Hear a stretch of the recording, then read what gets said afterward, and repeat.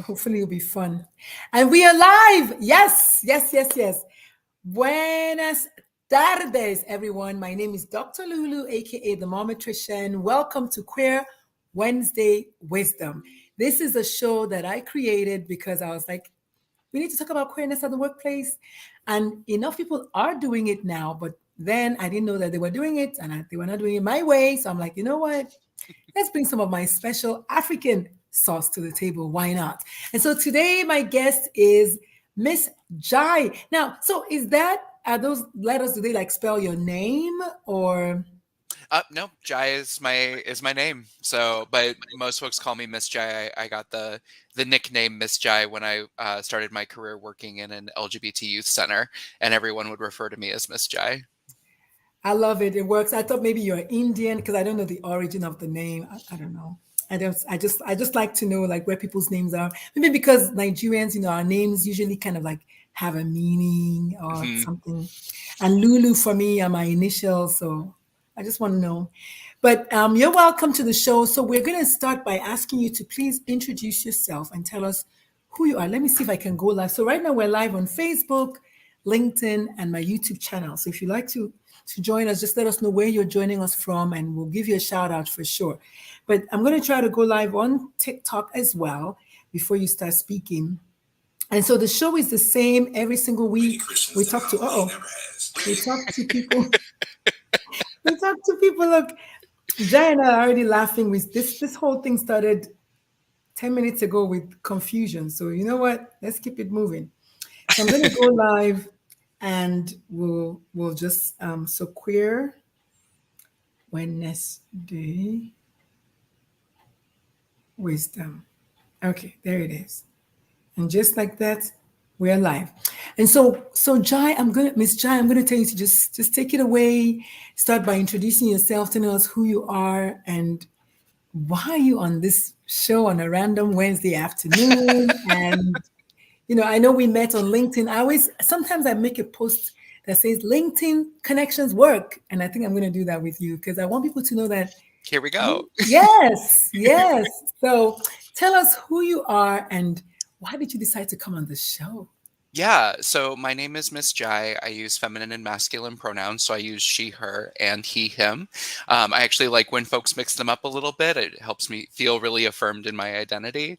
I help health care providers and public health officials and organizations understand how to better support trans and non-binary patients and clients to help to reduce barriers to accessing care, both in a medical like healthcare space, but also in public health services. So housing and food assistance and transportation assistance and all the other pieces that fall kind of under the social determinants of health or like the public health sphere.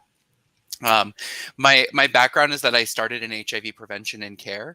And so for the last a little over 11 years, I was doing HIV prevention work, which also led to work in like substance abuse prevention, suicide prevention, healthy relationships, sexual health and awareness, and then also working with people who are living with HIV and supporting their ability to get services. So I was doing case management work, helping folks apply for programs that could help them cover their medications or keep them engaged in care, and helping link people to services in the community as well. And so like trans is kind of just and supporting trans people just came out of that because of a lack of services that were present where I live, which is in the Southwest. I grew up in Tucson, Arizona, and now I live in Phoenix, Arizona. Hey, I'll be in Phoenix next week. Let me know. See, okay. LinkedIn connections work. This is crazy, y'all. I'll literally be in Phoenix next on the on the 17th, but it's next week to me. Okay. So don't judge me. Okay, don't judge me. The 17th is next week for me. Okay. I'm 53 years old. If I say next week is the 17th, that's what it is. But you know what, Miss Jai, I'm so excited because I'm coming to the Grand Something Hotel for a conference for coaches. So we're gonna have lunch.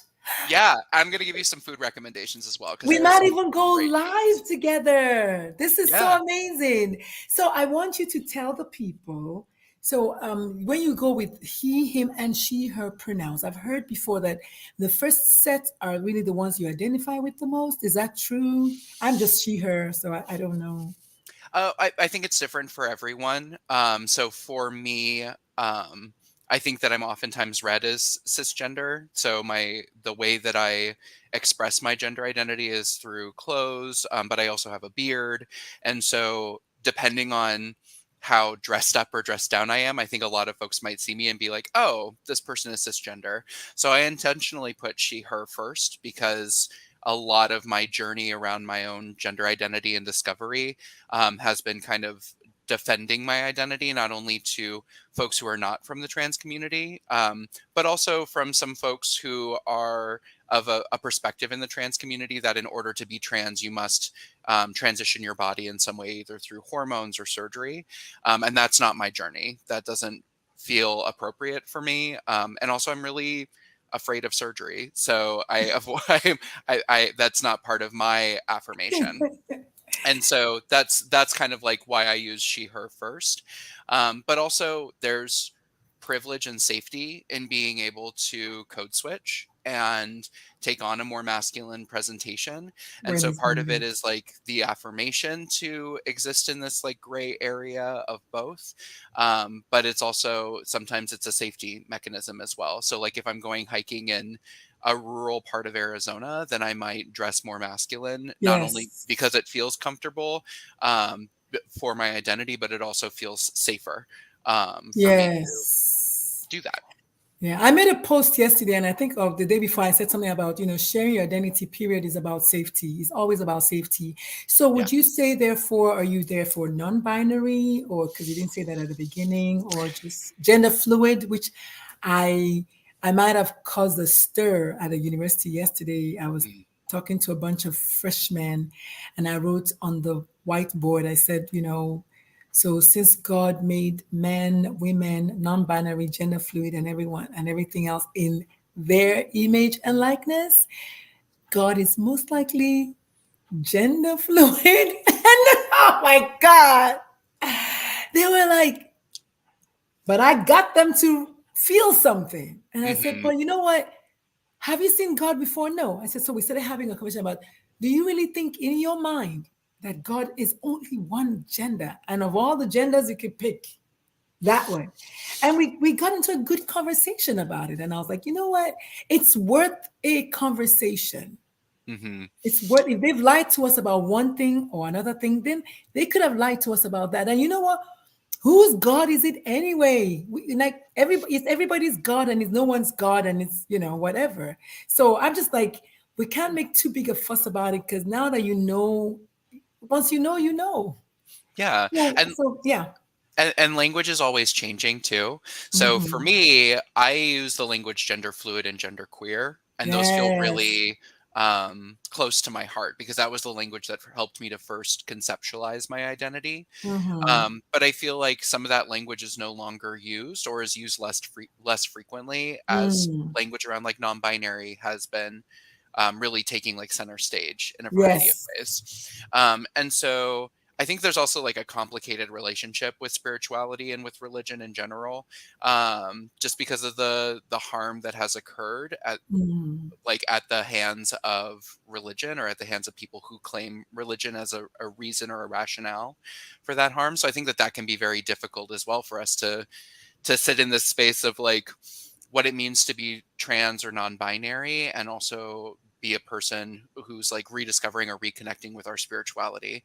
I know for me that's been a very difficult thing over the last few years of like trying to reconnect to my spirituality, just because of the experiences that I've had in my life and the things that I've seen happen to my trans siblings as well. Yes. I, like you, or maybe not like you, but when I turned 50, I decided I was going to just ditch the Catholic Church. It had been a plan of mine from the get go. After I just watched them as I got older and started asking questions. There's this innocence of childhood. You just take everything that your parents give you, hook, line, and sinker, and then you start growing and say, but wait, what about this? No, no, no, but what about no? What about everything is like that's just the way it is.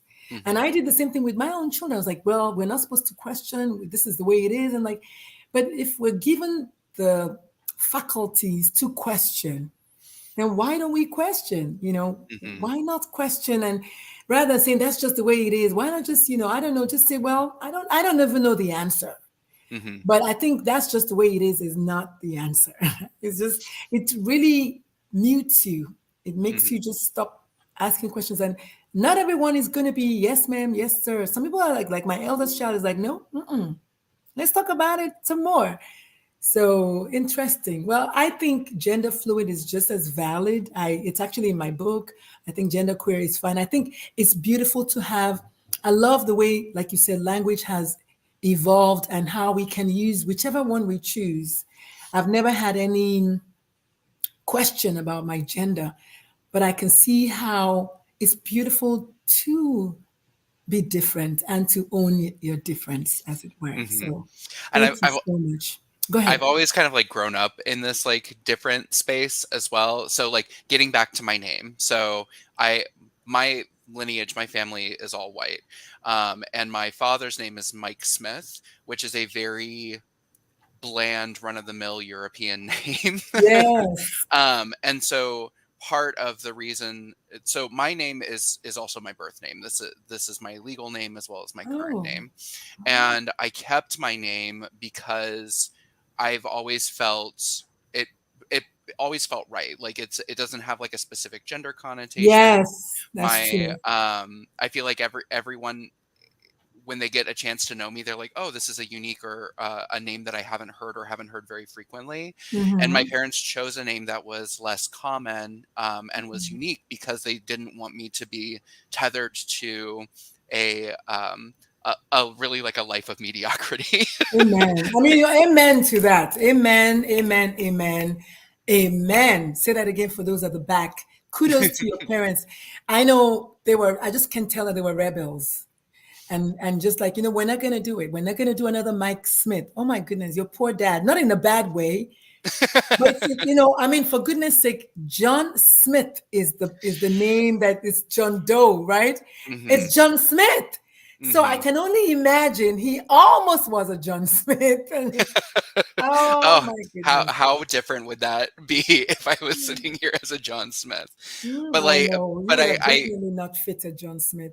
I think exactly. Jai is perfect for you. I Thank actually you. thought because of the length of your hair and because of the Hmm. name, I just thought you were Indian, East Indian, that is. Mm. Because I was like, oh, Jai, yeah, I have a bunch. I went to medical school and regular school with a bunch of Jais, and they were Indian. I'm like, okay, she's probably Indian and with brown hair.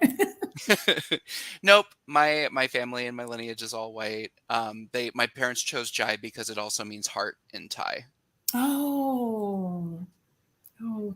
Well, listen, we're going to go on our first break. The show is called Queer Wednesday Wisdom. If you're watching us from TikTok or from Facebook or where else, LinkedIn or YouTube.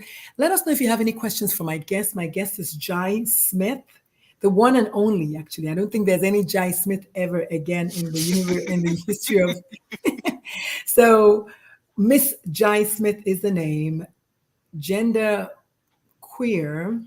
Yeah. Yes, pronounce he, him, and she, her. So if you have any question whatsoever, please type in the comment section. We will put it on blast. We'll make sure that our guest hears the question. We have to have these conversations as we go into the first break. When we come back, we're going to talk about what it is that Jai does, that Miss Jai does, that got her on this show, and why, and what you can do to maybe push the message forward. So share the video, tell someone about it, and we'll be right back. And Jai, you already did what I was going to do. Usually I just take a sip of my water and we're back. So give 1 second and we'll do that.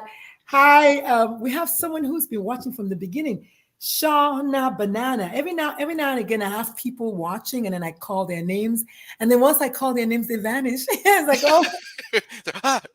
yeah, but not Shauna Banana because she's got 50,000 followers. So I don't think she's going to vanish, but you never know. I do that because I usually want to give them a shout out. And then the next thing I say is like LGBT, and they're like, Doc, and it's gone. But Shauna is Jamaican, and I like that. Hey, girl. She's from Jamaica. My ex-wife was Jamaican, is Jamaican. And I like to say, I'm the one person you will meet who will say ex-wife and ex-husband in the same sentence. So welcome to the party, Shauna. Banana, like your name. Please stay till the end. And if you have any questions, kindly ask them. We will definitely make sure that our guest gets the question. So Jai, Miss Jai, I keep saying Jai, Miss Jai. So Miss Jai, how what do you do for a living as far as how does that tie into Queer Wednesday Wisdom, which is a show where we discuss how to create safe spaces at the workplace because it was born on LinkedIn, but really, truly, for those of us who work from home, also at home. But then, for more importantly, because we're all human beings in the heart. So, how do we begin to create safe spaces in the heart, at home, and in at workplace? Yeah, thank you. So my current role, I started my own business called Toadhenge Consulting at the beginning of the year. And so what I do is I help healthcare professionals and I help public health organizations to better understand trans and non-binary clients and patients through training and technical assistance. Love it. So a lot of that looks like going into organizations and training staff on how to use pronouns, how to have conversations with trans and non-binary patients or clients, how to create safety in the space. So either Yes. physical safety in a lobby or how to have interpersonal communications with folks in a way that feels affirming and is not pushing them out of services. And so much of that is creating safety not only for the folks that we're serving, but also creating safety for our colleagues who are trans and non binary. Because what ends up happening is that when we create programs for trans and non-binary people, when word gets out in our community that we are an affirming provider or that we are doing gender affirming work, then we inevitably draw in trans and non-binary expertise and colleagues into the work that we're doing. So part of these conversations are also things like providing technical assistance around what are your forms and policies look like? Do you have healthcare services that are gender affirming and that do cover not only one kind of hormone, but a variety of hormones, because not everything is going to be one size fits all for folks. Are you developing policies and procedures that ensure that you are going to experts on trans and non-binary healthcare and not just always leaning on our trans and non-binary colleagues in order to do the emotional labor of talking about their identities within the workplace? And then are we also providing opportunities for professional development? Because we know that trans and non-binary people, especially trans and non-binary people of color, especially Black trans and non-binary people, are oftentimes denied education and employment opportunities. They're oftentimes denied the ability to advance in their education or advance in their employment or workplace. And so are you providing opportunities to specifically support the professional development of your trans and non-binary staff in a way really that is helping folks get to the same level as their white cisgender peers? And so it really does, when we're talking about creating a safe space, when I generally the door that opens that up is that organizations want to work with trans and non-binary people, and so they want us to come in and provide them information on how to best serve trans and non-binary people. But then it oftentimes becomes conversations on what is the overall wellness for trans and non-binary people at all levels of your organization, not just those that we are providing a service for. And how are we helping trans and non-binary people to thrive by helping them funnel into employment and educational opportunities within our organization and within our community, and not just treating trans and non-binary people as a community that needs to be saved. I love it. Oh my God. I think it's official. Jai can literally do a filibuster. What y'all think? Same with banana. I love that. What a beautiful thing to do. And actually, our paths kind of bisect in that Mhm. because I also educate specifically hospitals as a queer physician. I feel like I am them. And then as a queer person, or rather as a physician, I am them, but as a queer person, I'm their patient.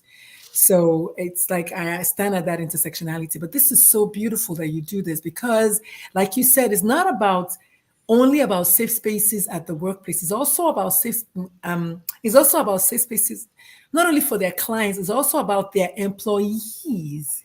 And for me, for doctors, because I'm one, I know it's also about the bottom line. Okay. Yeah, If you're in the black, business is good. Okay. If people are saying, you know what, go nowhere else, go to Dr. Lulu. She is the person. People are going to come to you and it's going to affect your bottom line. I don't care what absolutely. anybody tells you, it does. And you like that. You like that. Plus, with all the hateration and all the negativity that's going on about queer folks right now, yeah, we definitely, especially trans and non-binary people, we definitely need all the help we can in the ally space where that is concerned. So everyone is shy today. No one is asking questions. So this is good. And my soul sister over here is not budging. She's like Shauna Banana. She's like, I'm gonna stay. I'm gonna watch all of it. Shauna, thank you so much for being the one solo person watching on TikTok. So we're gonna go on and ask you, how did you decide to narrow it down from? It looks like you were doing kind of almost everything at one point, HIV work, this, that. How did you finally narrow it down to start your own business? And what was it like venturing off Uh, on your own? How scary or how not scary was it? Those of us that have been here for a minute, we're trying to get out. So yeah. how has it been starting your own business and then in the space where people really are like shunning you? How has that been? So it really has taken me connecting with what feels most important to my heart and what is Mm, closest to my passion. So I have my entire professional career has been in the realm of HIV, either prevention or care. And there would be these like pieces where I would do step out and address other health conditions that might overlap with that, but almost exclusively I was doing infectious disease work or sexual health education. And so when I was doing that, I would often be tapped or like called on to do trans and non-binary training and education as this sort of like other duty as assigned. And I think mm, a lot of times trans people, especially trans women, are looked at as either a vector for infection or a vector for disease in the HIV prevention and care community, or are looked at as that's the only health concern that trans people have, or trans women specifically have, is HIV prevention or care. And then um and then mental health and like the mental health sphere as well. So those are the like two health concerns that trans people have. And oftentimes when the organizations or when the health system is talking about trans people, they're almost exclusively talking about trans women. And so seeing this happen year after year, it really started to become clear to me that I wanted to expand my focus. So expand, but also be more focused. So I expand love my that. focus I love it. to do more to support trans and non-binary people and having our health needs met and really maximizing our health potential. Trans people have a lower life expectancy. Trans people experience disparities in terms of housing and healthcare access and the ability to get mental health services. There's all these challenges that trans people experience, and a lot of them are rooted in access to healthcare and the ability to Yes. access healthcare, Yes. and barriers that are present both because of the system of healthcare and public health organizations, but also because of the way that trans people are treated by providers and staff. And so I expanded my vision by saying I want to work with my community. I want to work with my trans peers and my trans siblings. But I also focused it down and saying I'm only going to work with healthcare providers and public health agencies at this juncture because Mhm. there's so much I could do. I could be working with agencies that focus on adoption. I could be working with agencies that focus on transportation. I could be working with all sorts of different agencies. But that I think would burn me out faster, Yeah. especially as someone who is new to owning their own business. Yes. And then a lot of it has been talking to peers of mine who have started their own businesses. So I'm still learning the bits and pieces of how to start an LLC, which I've done this year, what I need to Amen. do tax wise, what I need to do in order to be firm in my boundaries, because I think a lot of times it's trendy right now to get diversity, equity, and inclusion training around trans identity. Everybody. Everybody wants it. So it's trendy to get that work, but oftentimes that looks like an individual training. And I've been approached multiple times by organizations that are saying we want this training, but they want the training for free. And so there's two pieces I have around that. The first is that if you're asking people from the community that you're trying to serve to come in and do work and labor, emotional and physical labor, Yes, um, emotional. without it compensating them, then you're not working from an equity-based model, That's a because we are good one. trying to help our communities thrive and survive, go beyond surviving. We're trying to thrive. We're trying to help our communities thrive. And there's more than just coming in and doing the training that takes place. Oftentimes we have to also like guard ourselves against the pushback that we're going to receive, especially if we're entering a particularly conservative environment, Yes, or an environment where there are providers who are like, why would I need to learn this in the first place? We yes, have to like do a lot of emotional labor, not only on the front end, but also on the back end to take care of ourselves, because yes, we don't want to burn out, because we are the ones that are doing the work to try and yes. push the needle so that we're able to get more people engaged in services. So that's the first part around not offering payment. And then the second part is that if you But think Jai, of, even before you go any further, do you know yeah, about that not offering payments? I gave a talk. I was one of the speakers at the Because conference. Because is for bisexual something something something something. Okay, and usually when I'm giving a talk, and I'm just going to do this since I'm speaking. Usually when I'm giving a talk, usually when I'm giving a talk, I am 110% present. This Because conference was, I think it was the end of September. And I went and I gave the talk. I went with like about 56% of my energy that day. And they were like, oh my God, I was the last speaker. I closed it down and everything. They were like, oh my God, you are amazing. I was like, what? They're like, yes, you were fantastic. You got to come back next year. I said, wait, hold up. If this was amazing, I had to ask myself, why was I 56%? And I realized because it was a free talk. And mm, that was the day I said, I will not do any more free talks now. That said, I can do a free talk only if I want to, like if I choose exactly, to. Because what exactly. happened was at the end of the conference, I saw they had this list of like 50 something sponsors. And I kept saying, the list kept going and going. I'm like, I mean, you couldn't pay me my whatever amount of dollars, or even let's just like negotiate, something. I was like, Yeah, and I almost threw in the towel that day. And I realized what you said about burnout. And so that's why, I mean, I had already changed my pronouns on LinkedIn to pay her hers. But I was just like, okay, y'all need to pay people, y'all need to pay Black people, Black women, minority people, speakers. You cannot not do that. Like, and so I made mhm, a post just this morning on social media. I was like, oh my God. I literally spoke with this mouth that God gave me. I asked a school, a university, for exactly how much I charge. And then I told them, I said, ma'am, and that was my before Oprah fees. I said, yes.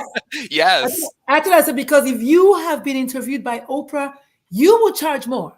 absolutely. And then she was like, "Oh yes, oh no, we're going to pay." I said, "Good." And the point is, she said, what we might need to do is we might need to get other people to join. I said, "Do what you got to do." But I was Yeah, so happy that she wasn't like, "Oh," because I would have been disappointed, but I would have still said, because this is November, the only month that allows you to say no. Okay, so I'm absolutely. like, yeah. So I was like, I was going to say thank you so much, but I can't do it. But then she was like, "Oh no, we want to pay you. We definitely." I was like, "Good." And she said, "Well, in fact, we may need to collaborate with." I said, "Do what you gotta do," but I stood firm in it because at the end of this year, I'm going to start my post Oprah fees beginning next year, and Good. I was so proud of myself to stand in my like meanness. I didn't have the flutters. Usually, I'm fluttering. No, Yeah, if you're not willing to pay me, then you're not for me. And that's okay. I'm not going to absolutely. settle, whether it's in relationships, whether it's in my job, I'm just not going to settle. So Yeah, thank you for affirming us. Obviously I'm not a trans woman, but I don't know if we're above y'all or below y'all as far as like Black trans women. I think they might be slightly below regular Black cis women in just like shitty treatment from the world. yeah. So if I I'm think not settling, sis Sister Banana, do not, Shauna Banana, do not settle. Absolutely Whoever not. whoever watches this afterwards, do not settle. Because when one of us settles, then they look at the rest of us like, well, she was okay with it. Then go with her. The exact second point. It's what I've really tried to keep at the forefront of my mind, is that if I undercut myself for what my Hmm. speaking fee is, or if I Hmm. do things for free that are unaligned with what I'm feeling is like really close to my heart, Hmm. then I'm undercutting myself. So I'm Hmm. taking money from my own pocket, which is going to help me to thrive, but I'm Hmm. also undercutting other people in my community who are doing this work. Yes. And the majority of those folks that I'm going to undercut are going to be Black and brown trans folks. Yes. So they'll say the next time that then my colleague goes and says, okay, I can do this presentation, I can do this discussion for you, and my amount is X, then they can say, oh, well, no, thank you. We're not going to go with you because we know Miss Jai will do it for free. And so, like, I refuse to undercut other Exactly. people in my community and take money out of the pockets of other people in my community who also have this expertise. And then the Love you for that. Because that happened to me recently, and somebody wanted me to write an article for his magazine, which he has a subscription of, I don't know how many number of people. Either way, it's not a free subscription. I was like, Mhm. I charge. And Yeah, he said, they said, well, don't worry about it because I found my neighbor who is a lesbian. She did it for me for free. I said, well, good. yeah. Your neighbor is not retired or what. I don't know anything about the neighbor, but I was like, okay, but you're not going to get it from me. And I stood my ground. And yeah. Yeah, we don't need to be all things to all people. And also, the thing that has been that I've been thinking about more is not all money is good money. And so, Ooh, wait, hold up. Did y'all hear that? Not all money is good money. We're going to take a quick break at the bottom of the hour. The show is called Queer Wednesday Wisdom. Find me every single Wednesday afternoon. If I have a guest, I'll be here at 1 p.m. Central. If I don't have a guest, I don't go live. I just don't want to do that.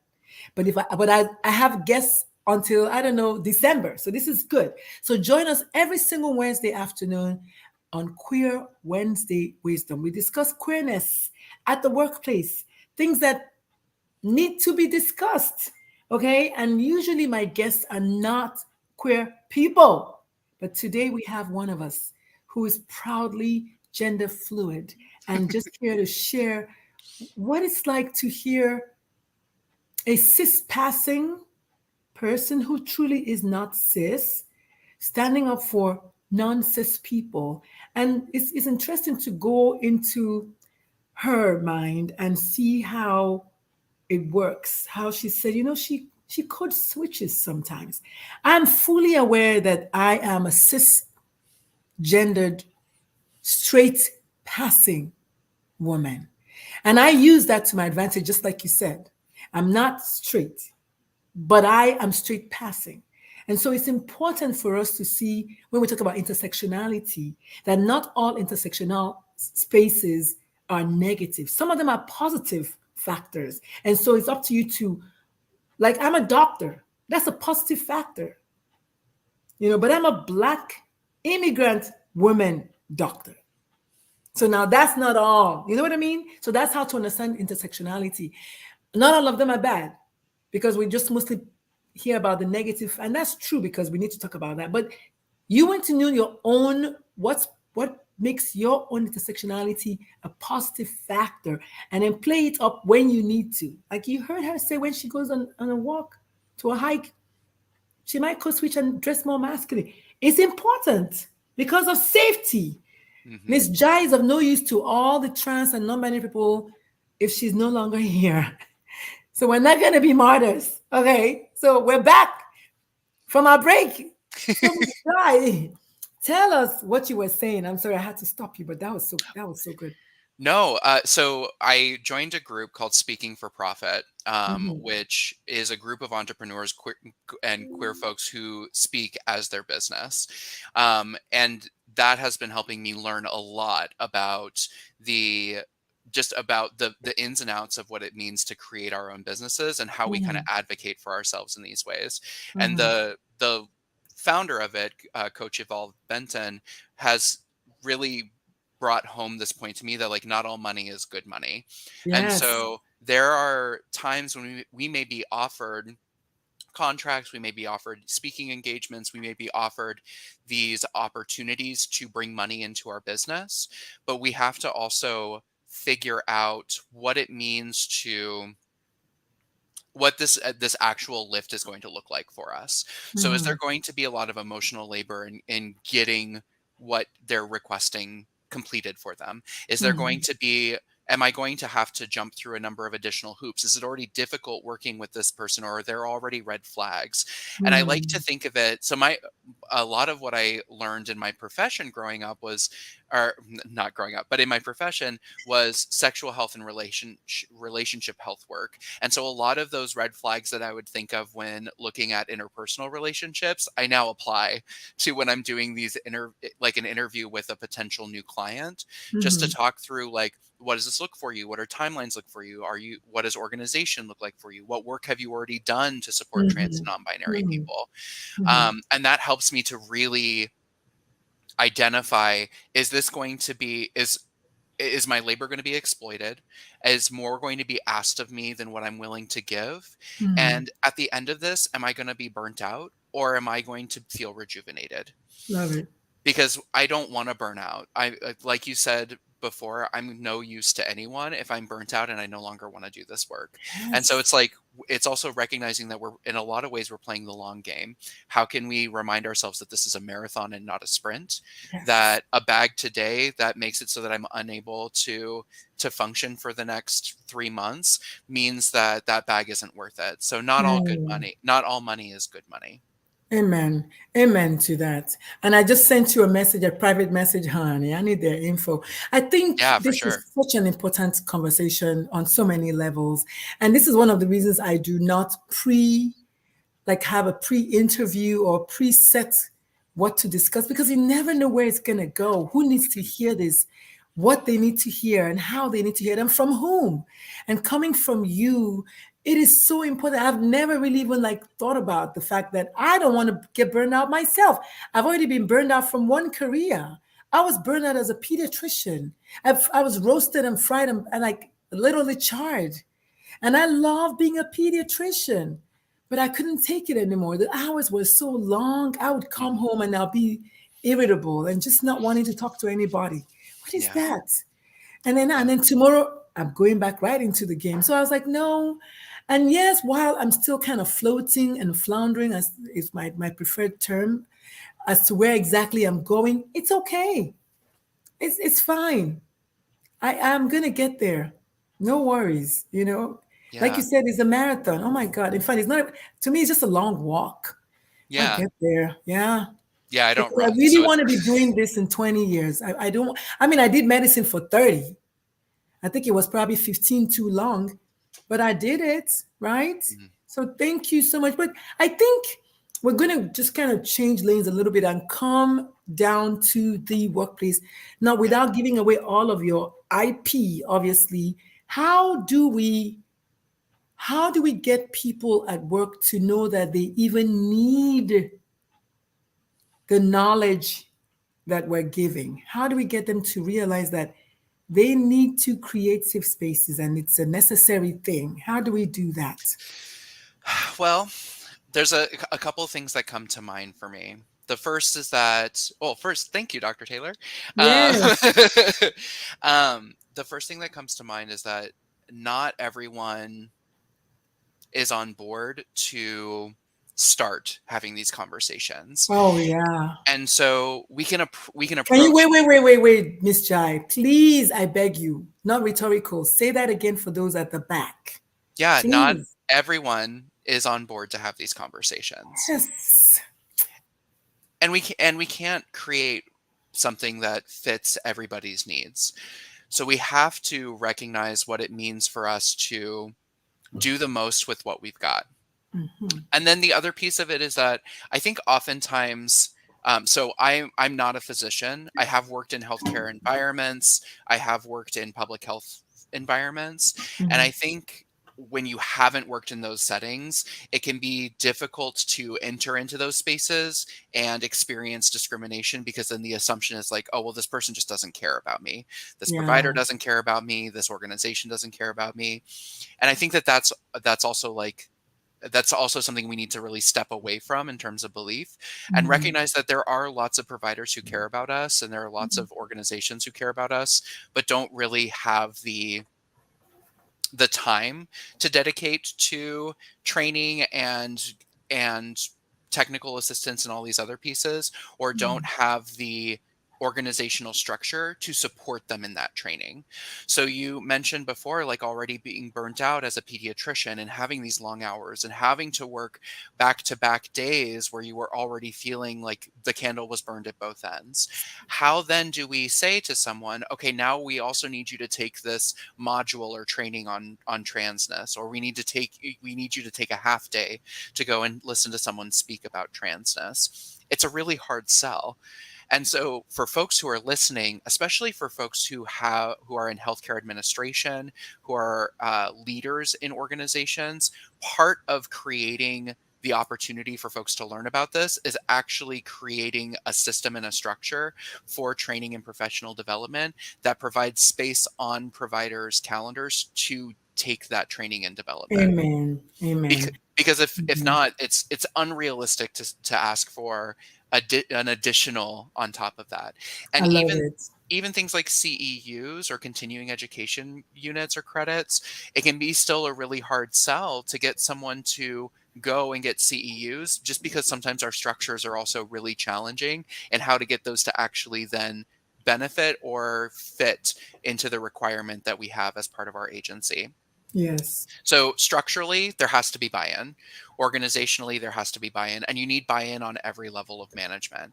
Because if I'm training direct line staff, and they're saying, we understand that like, it's important to respect pronouns, we Mhm. understand that it's important to respect the gender identity of the people that we're seeing or of our colleagues, but Mhm. then they don't have the access or the ability to change a medical record system, or they don't have Mhm. the ability or the access to change a policy or procedure, then that's only going to go so far. So Amen. it has to be present and happening on every level. And you need folks who are going to champion doing this work at every level of your management. And if you don't have those folks in your management, if you don't have those folks in direct line staff, start hiring folks that That's, champion this that's work. mm. Wow. So I love this. I've interviewed close to maybe 50 people on this show, and I don't think I've had anyone who said we have to start from before the beginning. Preparedness. Are you even prepared to receive the information? You know what? You're right. When I was in private practice, just to give you a perspective, when I was pregnant with my second child, I used to see up to 60 Mm, patients every day. mm, Every day. So it's no wonder the little man came in at 7 months. He was like, I'm out of here. You're yeah. too stressful for me. I'm coming out, And he came in at 7 months. He was 7 months. I was 7 months pregnant. I was Mm, so stressed. And the funny thing is, I'll never forget that day. The day I told my ex-husband, I said, I think I'm in labor. And he said, You're only 7 months. And I said, Yeah, but this is my second child. This feels like labor. You know what he said? Well, you got to go to work because the mm, patients are going to be waiting. And then if anything happens, and my water broke in the parking lot of the office, and my baby came. But he just, yeah. and the funny thing is that, and in looking back now, this is why I was talking to the people at the university today. I said, I can talk about pretty much any topic. I can talk about being a woman who loved her practice so much that I put my baby in danger. Mm, And my baby I could have had the baby in the parking lot mm, because I was like, I want to go see my patients. I mean, looking back at it now, they'll say, oh my God, you're crazy. But when you're doing it in real time, you're not thinking about all those things. yeah. Yeah. A lot of it is setting up for ourselves the our own boundaries around what this looks like for us as well. It's healthy for us to have boundaries. It's healthy for us to have boundaries with our work, and to trust that like the work will still be there. One of the big things this week is very, Oh, it yes. will still be there. It will be there tomorrow. I One of told the, my brother that this morning. I said, I now stop work at 6 o'clock no matter what, because guess yep, what? I cannot finish it. And what I didn't finish today, if I wake up tomorrow, we'll I'll finish continue. it then. Yeah. And if I don't, if I let's say tomorrow I decided that I never wanted to do this again, there are going to be folks who pick up the work and move with it. So part of what Mm, the long term, like right, the long game around this is that I also need to work through my own trauma, my own misconceptions around perfectionism, around being like providing all like everything of myself into this work. I need to work and unwind some of those things because I need to provide a compassionate slate for the yes, next generation of trans leaders to do this work. And I don't need to give them the same field and say, okay, this is how, this is the perfectionist I was. You need to be a perfectionist as well. I I need love to it. model how we can step away from those things I because love that it. is going to sustain and support the next generation of trans leaders to do this work in a way that in a way that is going to be more sustainable. And similarly, we've talked around like how do we advocate for our needs? How do we advocate for our pay? That is all setting the same compassionate groundwork for the next round of trans leaders to step in and do this work because we know it's going to be necessary. So it's I'm of no use to anyone in the now if I burn out, and I'm of no use to the next generation that's going to do this work if I burn out. If I burn out, I love it. Whoo, my. Y'all, whoo, that was, we're preaching up in here. Hey, Miss Banana. So I don't know if Dr. Taylor is still here, Dr. Taylor St. John. If you have any questions, please type in the comment section. Thank you for that affirmation. Thank you so much for this incredible conversation. This is why I'm doing it.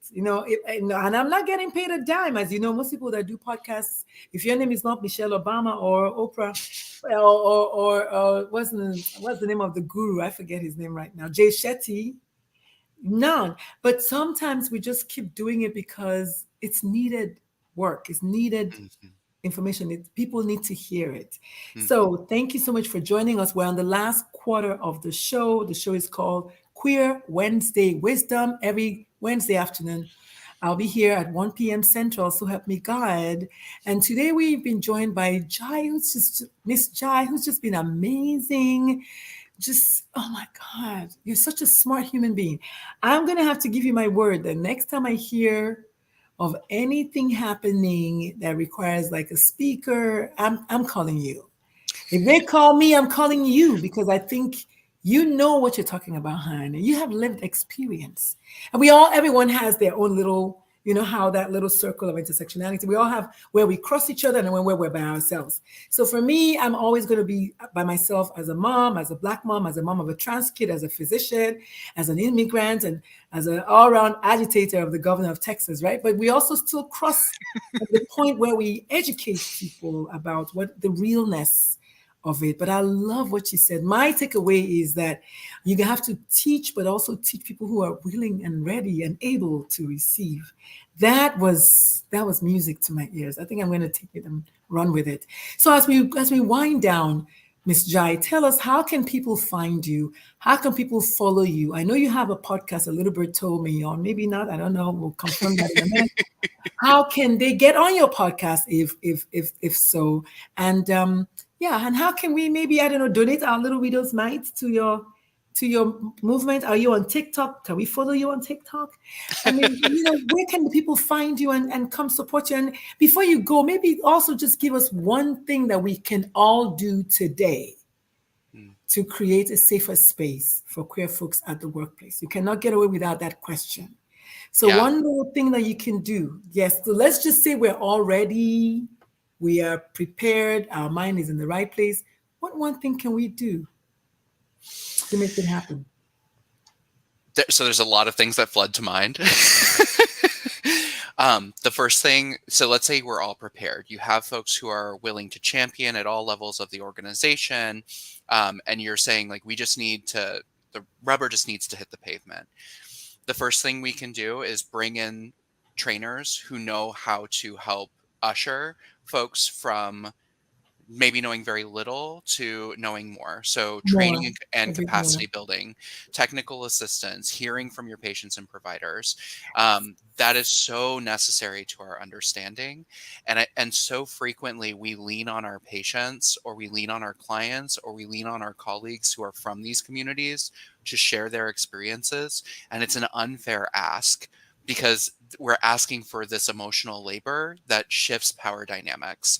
So if we're asking our patients and our clients to teach us about transness, we're automatically shifting the focus off of the individual and their needs and what they're there for, and instead asking them to provide us with training and technical assistance. So I'd say bring it. Miss Jai, I hate to interrupt you. This is the Oh yeah. first time that I'm actually like understanding that. What I've, and my kid told me that, and I was like, "What do you mean?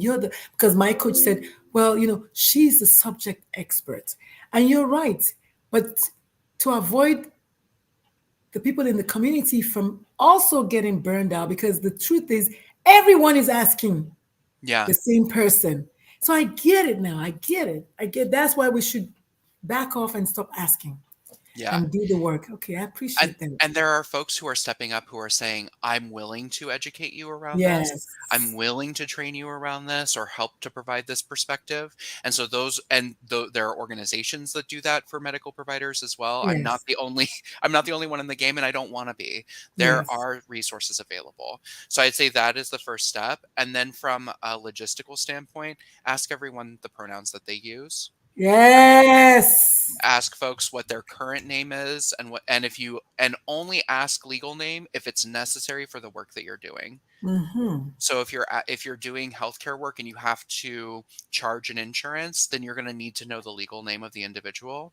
But if you are I do public health work. If you're helping to provide meals for folks, or running a syringe access service or a syringe services program, you don't necessarily need to know the person's legal name.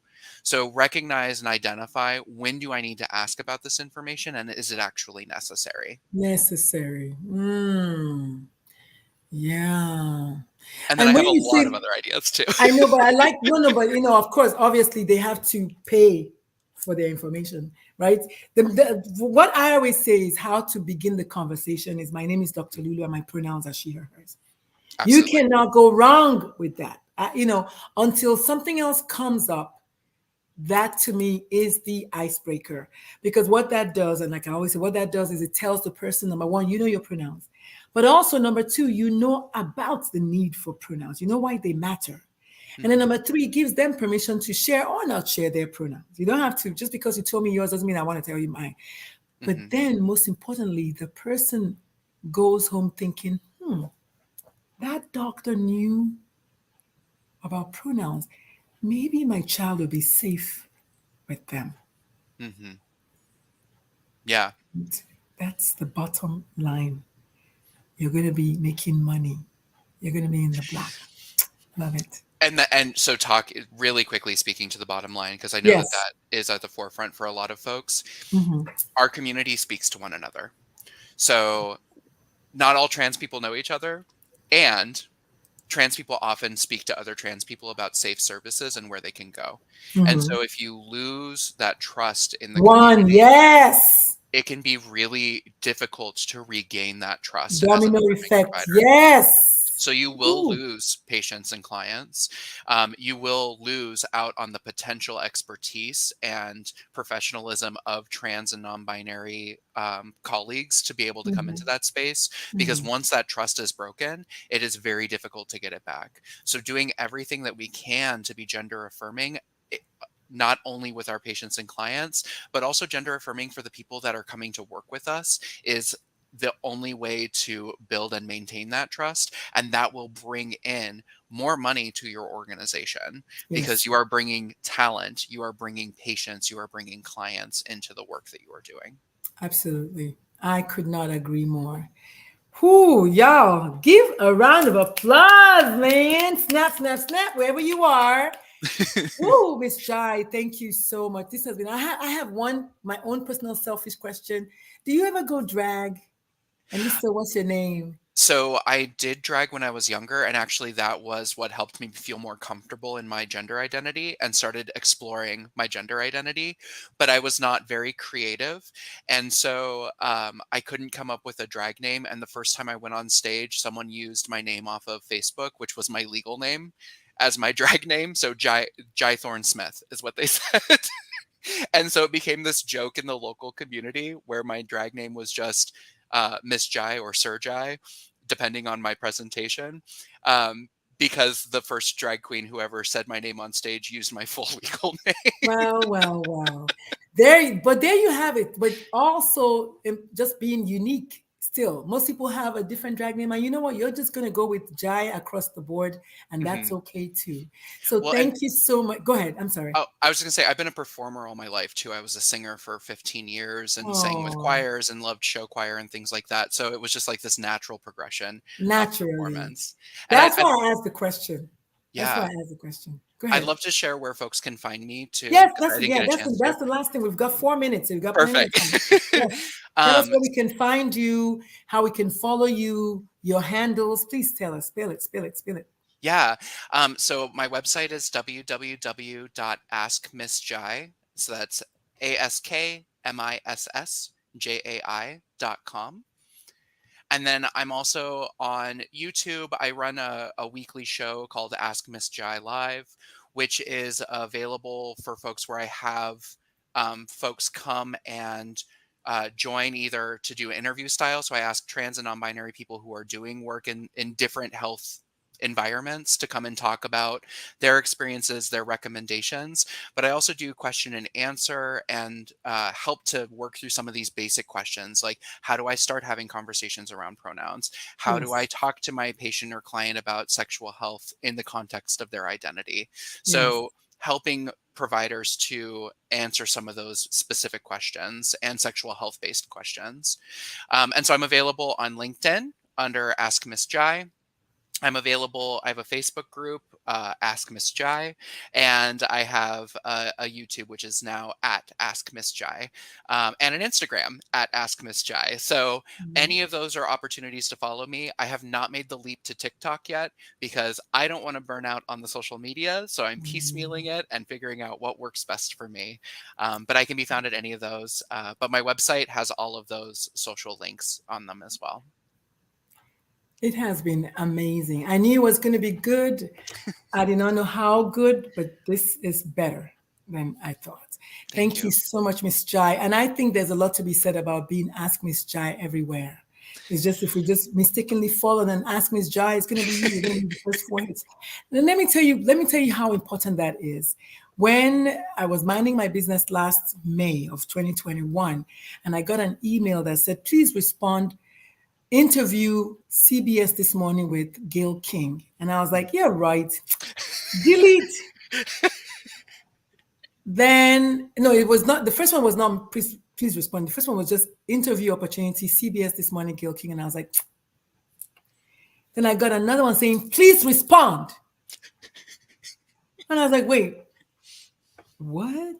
And then she said, so I told her, I said, ma'am, I said, shame on you because I'm Nigerian. I'm jaded. I was like, shame on you for trying to take advantage of this poor little girl telling me that it's an interview with Miss Gail King. Do you even like know her? Da, da, da, da, da. She was like, yes, I am the producer of CBS This Morning with Gail King. So I said, okay, if you are, give me your phone number so I could call you. And like, hi, Jessica, this is crazy. I said, but I want to know how. She said, I Googled on Facebook, parent, support, LGBT, children, those 4 words, and you were the first 4 hits Hmm. was Dr. Lulu. Hmm. And since then, my Facebook has been hacked and I lost that whole everything. But it happened after. But she said, I looked and I was just trying to find a black parent who supports their LGBT kid. And you were like the first 4 hits. So there's a lot to be said about consistency, is what I mean. So thank you so much Yeah. because I'll never forget Ask Miss Jai. So now when I find that speaking engagement, I'm just Google Ask Miss Jai. She'll be there. All right. So it's 2 p.m. Every good thing must come to an end. Thank you so much, Miss Banana, for joining us. That's crazy to say, Miss Banana. Thank you to Dr. Taylor. Thank you, Miss Jai, for this amazing afternoon. I pray you will say yes to coming on my other podcast called The Pride Corner, which is less formal. We talk about your coming out story. I hope you would think about it and what's the word I'm trying to say? Positively respond. Is that a word? And then we'll see you then. Otherwise, if you don't, then we'll just lick our wounds. And if you do, we'll see you on Instagram. Are you on Instagram though, by any chance? I am at Ask Miss Jai. Well, there you go. So I think it's a yes. I'm voting yes for the people on TikTok, and I'm voting yes for whoever is going to watch this later on for you to come and let's talk a little bit more personal. So that's a little different energy. I'm standing up usually over there. My kid was practicing her flute, so I didn't want to go that way, but I'm usually more energized, believe it or not.